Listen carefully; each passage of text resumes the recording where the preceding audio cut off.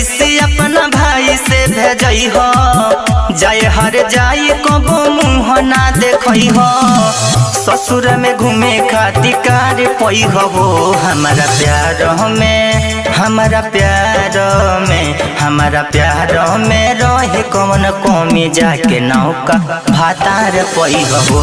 हमारा प्यार में रहे कौन कमी जाके नौका भातार पई हो।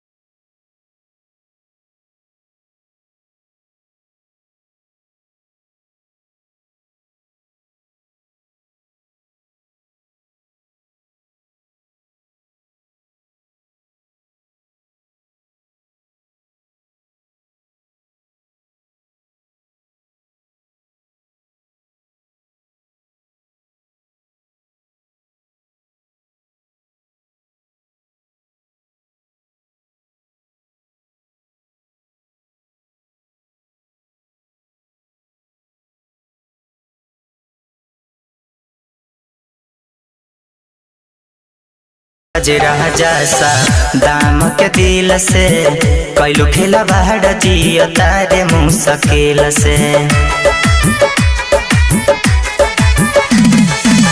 मन तज राजा सा दाम के दिल से कैलू खेला बाहर जियो तारे मुश्किल से, दूसरा से जोड़ा तारू काहे तू नाता हमारा न गोरी होई है बुझाता, अखिया के सामने बनबू तू तो दुल्हनिया, दूसरे बना के लेके जाई तो हे कनिया, हमारे जिंदगिया से पार जोई हो। हमारा प्यार में रहे कौन कमी जाके नौका भातार पई हो। हमारा प्यार में रहे कौन कमी जाके नौका भातार पई हो। Recording studio.